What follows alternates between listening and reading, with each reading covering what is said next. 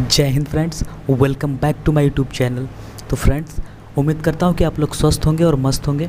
और यहाँ पे आप लोगों की जो एग्ज़ाम है, ठीक है, सेकेंड सेमेस्टर के, तो कुछ यूनिवर्सिटी में क्या हुआ कि एग्ज़ाम जो है एंड हो चुके हैं, एग्ज़ाम समाप्त हो चुके हैं, तो आप लोग एकदम फ्री हो चुके हैं। ठीक है, आप लोगों को फ्री बिल्कुल नहीं रहना, क्योंकि सफलता तभी मिलती है जब आप लोग रेगुलर प्रयास करते रहते हैं। ठीक है, और मैं एक यहाँ पे पंक्ति के साथ इस वीडियो की शुरुआत करना चाहूँगा कि मेहनत करने वाले ही विकास करते हैं, मेहनत करने वाले ही विकास करते हैं, सफल वही होते हैं जो प्रयास करते हैं। ठीक है फ्रेंड्स, तो आज का वीडियो थोड़ा सा अलग होने वाला है। ठीक है, थोड़ा सा टॉपिक उसका अलग होने वाला है, क्योंकि एक सब्सक्राइबर ने मुझसे पूछा था कि सर जो है एक डाउट था, ठीक है, क्वेश्चन, तो उस डाउट क्वेश्चन को ही मैं लेकर यहाँ पे आया हूँ। तो उसी का मैं आंसर यहाँ पे बताऊँगा, उसको अच्छे से आप लोगों को सुनना है, क्योंकि आप लोगों के लिए भी यह जो है क्वेश्चन भी बहुत ही मोस्ट इंपॉर्टेंट होने वाला है। क्योंकि नॉलेज कभी भी संपूर्ण नहीं होता, नॉलेज को आपको जितना चाहे जहाँ से मिल जाए वहाँ से आपको रिसीव कर लेना चाहिए, आपको ग्रहण कर लेना चाहिए। ठीक है, तो क्वेश्चन ये है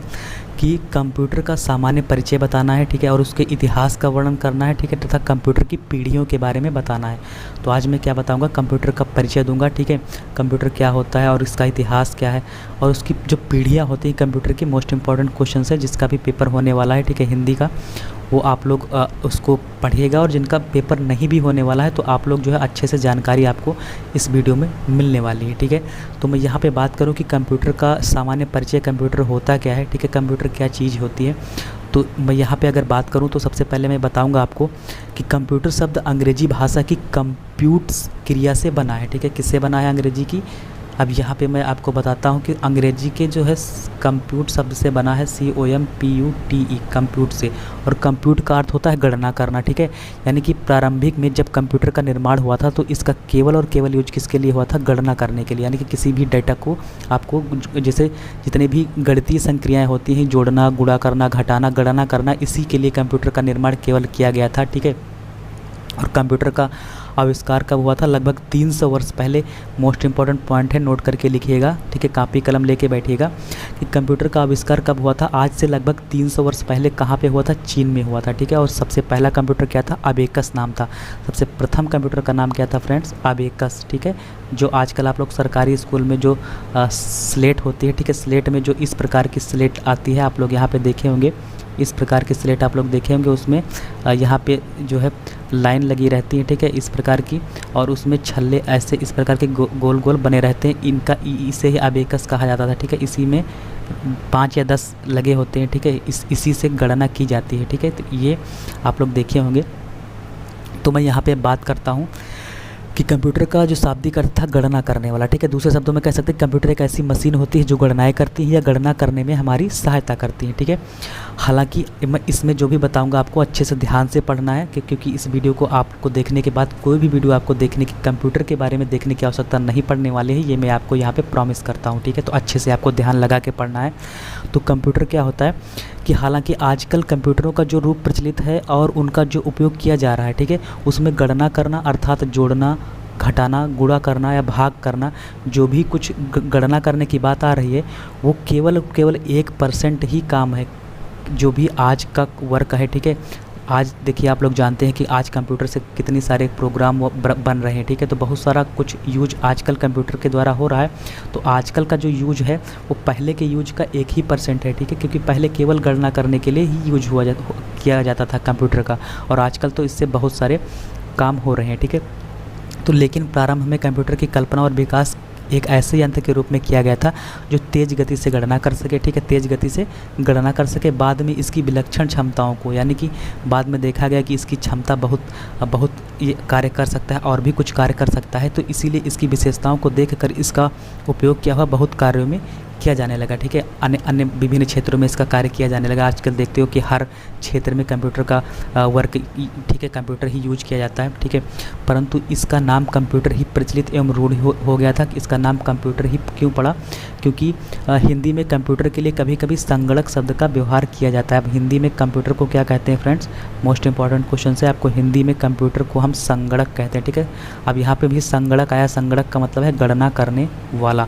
तो आप लोग देख सकते हैं कि संगणक शब्द का यूज किया जाता है। आजकल का कंप्यूटर का मुख्य कार्य क्या है, मैं यहाँ पे भी बता देता हूँ कि आजकल जो कंप्यूटर है, पहले का कंप्यूटर केवल गणना करने के लिए यूज किया जाता था, और आजकल का जो कंप्यूटर है उसका मुख्य कार्य है कि दिए हुए आंकड़ों या डेटा को, आप देखिए जो भी कंप्यूटर को आंकड़ा या फिर डेटा देते हैं उसको वो इसके पास एक मेमोरी होती है, उस मेमोरी में वो क्या कर लेता है, भंडार यानी कि स्टोरेज कर लेता है उसको, और आवश्यकता पड़ने पर आपको क्या करता है, आप जब जो भी देते हो स्टोर कर लेता है, और फिर जब आपको आवश्यकता होती है आप अपनी स्क्रीन पर आप देख सकते हो। जैसे कि आपने क्या किया, आप इस तरह समझ सकते हो कि आपने YouTube पे जैसे मेरा वीडियो सर्च किया, ठीक है, तो मेरा वीडियो सर्च किया, आपने इनपुट दिया किससे, कीबोर्ड के माध्यम से।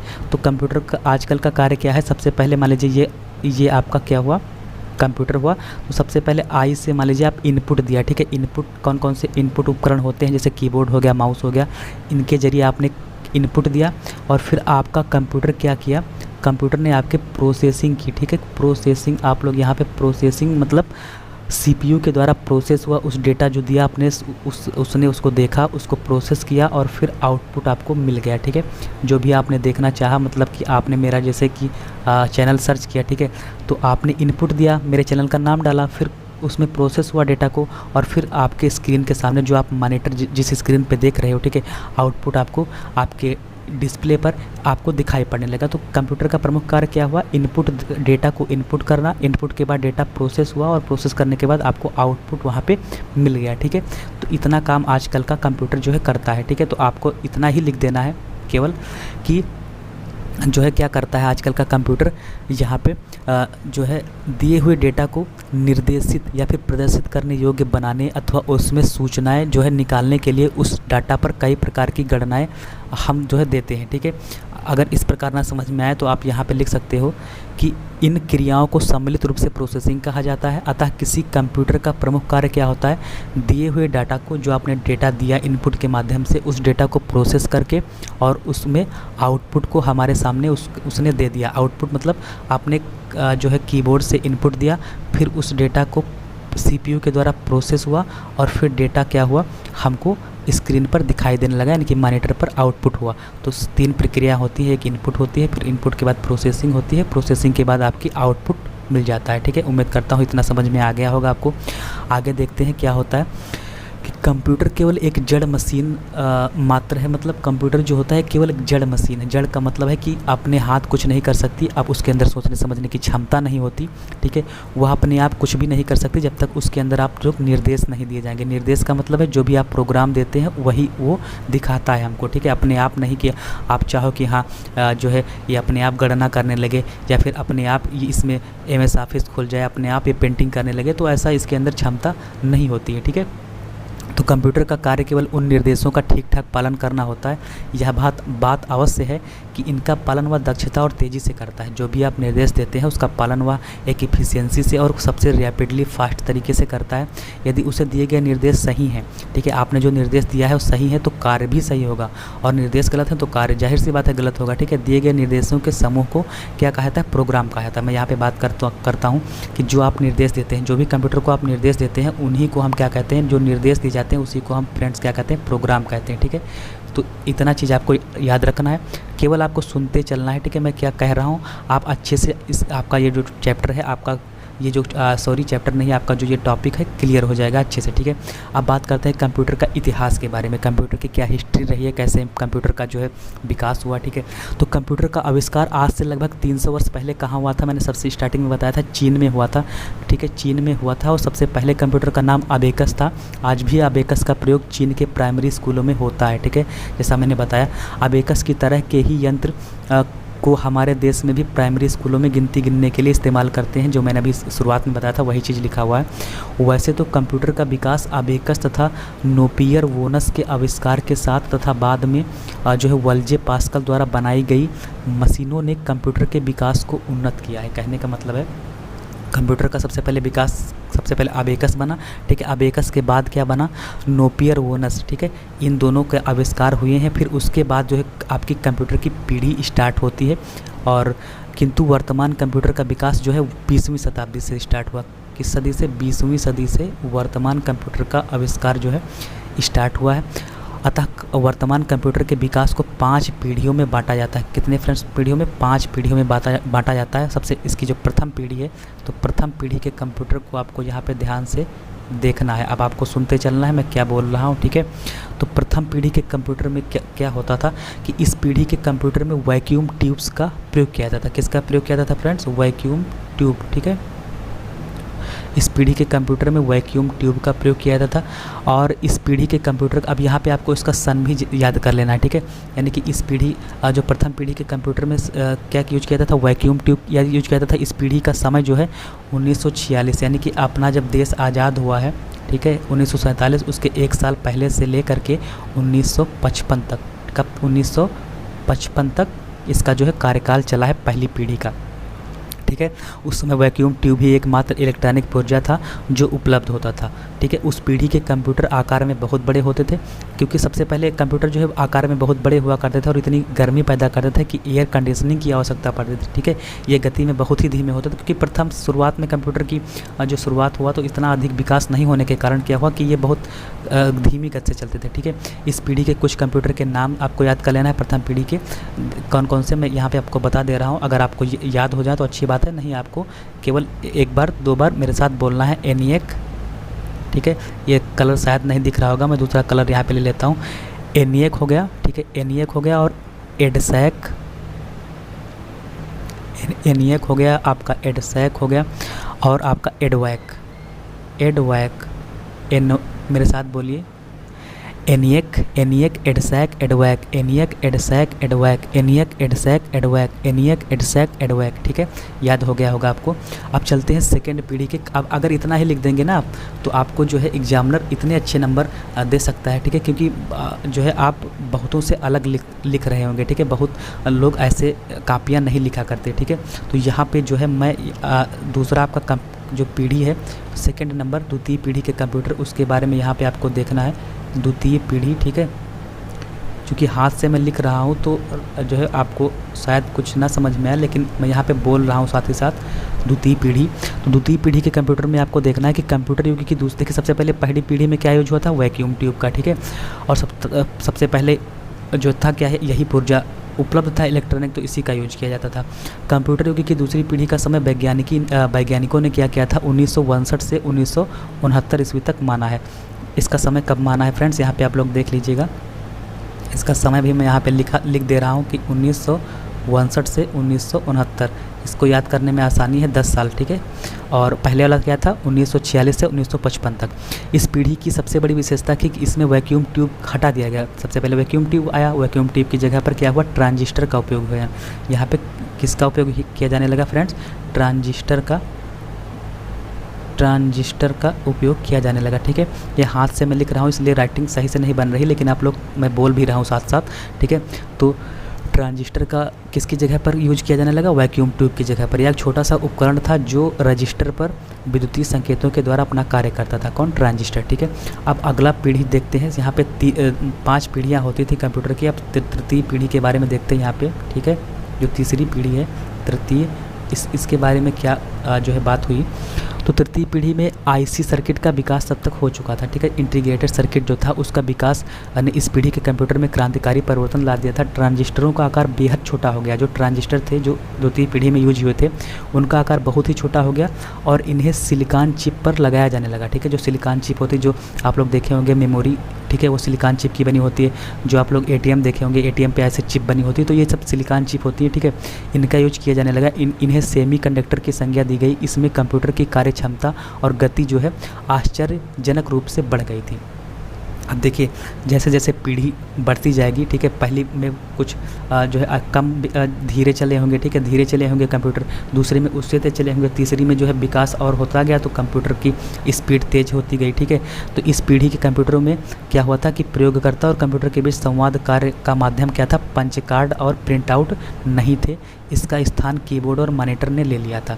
वहाँ पे पंच कार्ड का यूज नहीं किया जाता था। किसका? कीबोर्ड और मॉनिटर का यूज किया जाने लगा तृतीय पीढ़ी के कंप्यूटर में, ठीक है। अब अगला एक आपका जो है अगला पीढ़ी में मेन चीज़ बता रहा हूँ पीढ़ी के बारे में। हालांकि पीढ़ी बहुत बड़ी है, ठीक है, यानी कि इसके अंतर्गत बहुत कुछ आप लिख सकते हैं, लेकिन मेन इंपॉर्टेंट आप जितना याद रख पाएँ उतना ही काफ़ी है, ठीक है। तो IV जो है यानी कि आपका जो चौथा है चतुर्थ पीढ़ी के कंप्यूटर क्या कहलाते हैं फ्रेंड्स।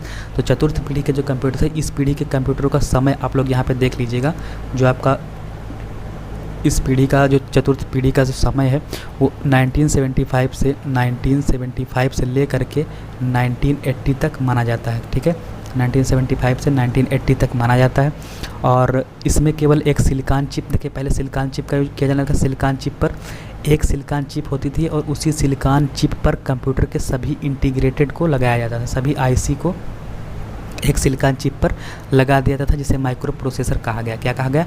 माइक्रो प्रोसेसर कहा गया। यानी कि एक सिलिकॉन चिप पर सभी IC लगा दिया गया और उन IC के समूह को क्या कहा गया? Micro processor. ये चतुर्थ पीढ़ी में आया था।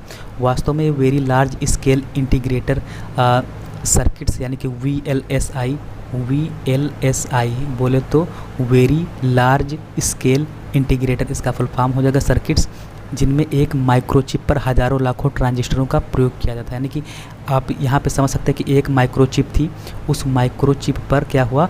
हज़ारों लाखों की संख्या में क्या आपके जो यहाँ पे हज़ारों लाखों की संख्या में माइक्रोचिप लगा दिया गया, ठीक है। ये चीज़ कहा गया है यहाँ पे, ठीक है। इन चिपों का उपयोग करने वाले कंप्यूटर को माइक्रो कंप्यूटर कहा, क्योंकि माइक्रोचिप लगेगी तभी इसी का नाम माइक्रो कंप्यूटर पड़ा था। अगला जो आपका अगला जो है पंचम पीढ़ी के कंप्यूटर यानी कि सबसे लास्ट पीढ़ी है। तो आज के वीडियो में इसका जो है लास्ट पीढ़ी है यहाँ पे बताऊंगा, क्योंकि वीडियो लंबा हो रहा है, ठीक है। तो अगर आपको समझ में आ रहा होगा तो मैं दूसरा क्वेश्चन भी यहाँ पे बताने की कोशिश करूँगा अगले वीडियो में।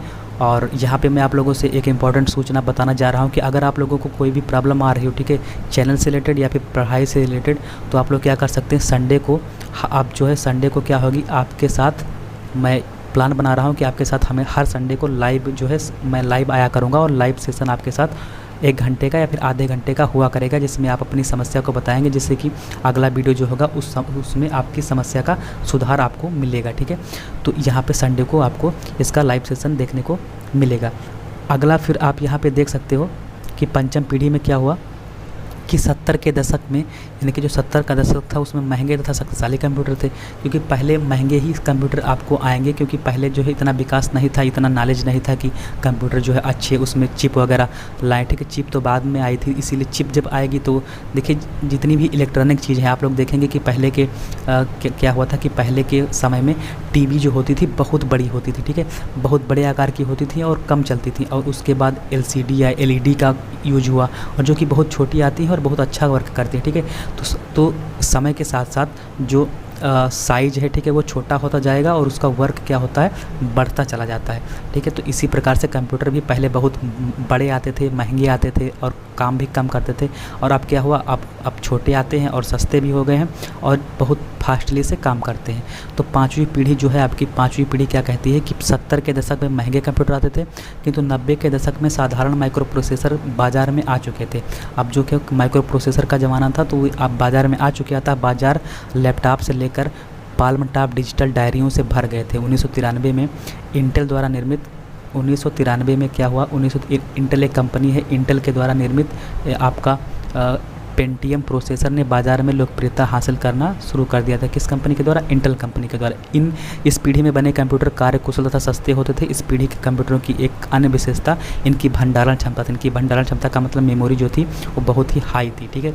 तो अब मैं यहाँ पे रिवीजन कराया देता हूँ आपको कि पहली पीढ़ी के कंप्यूटर जो थे उनमें किसका यूज होता था, वैक्यूम ट्यूब का। अब मैं यहाँ पे शॉर्ट फॉर्म में लिख रहा हूँ, VT मतलब वैक्यूम ट्यूब। और सेकंड पीढ़ी का कंप्यूटर जो हुआ, उस पीढ़ी के कंप्यूटर में उस वैक्यूम ट्यूब की जगह पर क्या आ गया फ्रेंड्स, ट्रांजिस्टर का उपयोग होने लगा, ठीक है। ट्रांजिस्टर का उपयोग होने लगा, ट्रांजिस्टर आप लोग समझ जाएगा, मैं शॉर्ट फॉर्म में लिख दे रहा हूँ।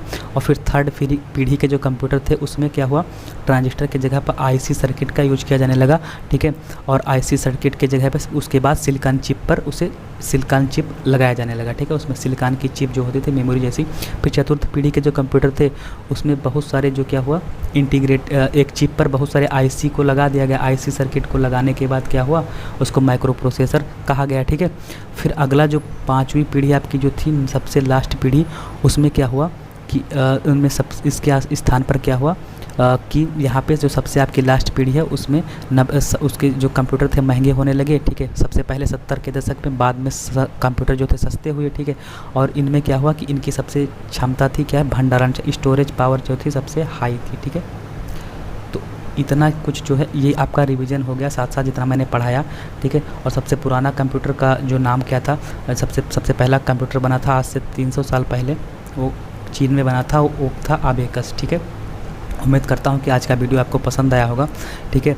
और जो जितना भी आपको कोई भी प्रॉब्लम आ रही हो कंप्यूटर से रिलेटेड तो आप मुझसे कमेंट सेक्शन में पूछ सकते हैं, और मैं जितनी भी सोशल मीडिया लिंक्स हैं आपको वहाँ पे मिल जाएगी, वहाँ पे आप जाके मुझको फॉलो कर सकते हैं, ठीक है। और वहाँ पे कोई भी क्वेश्चंस पूछ सकते हैं। और जो आपने पेपर दिया होगा फर्स्ट एड एंड हेल्थ का, ठीक है, फर्स्ट एड एंड हेल्थ का प्राथमिक चिकित्सा और स्वास्थ्य का जो पेपर दिया होगा उसकी आंसर की कल आने वाली है, तो आप लोग उसका इंतज़ार करिएगा, वो आपको प्रोवाइड करा दी जाएगी कल, ठीक है। तो आज के वीडियो में इतना ही, मिलते हैं नेक्स्ट वीडियो में, तब तक के लिए जय हिंद, जय Bharat, take care, bye bye, love you.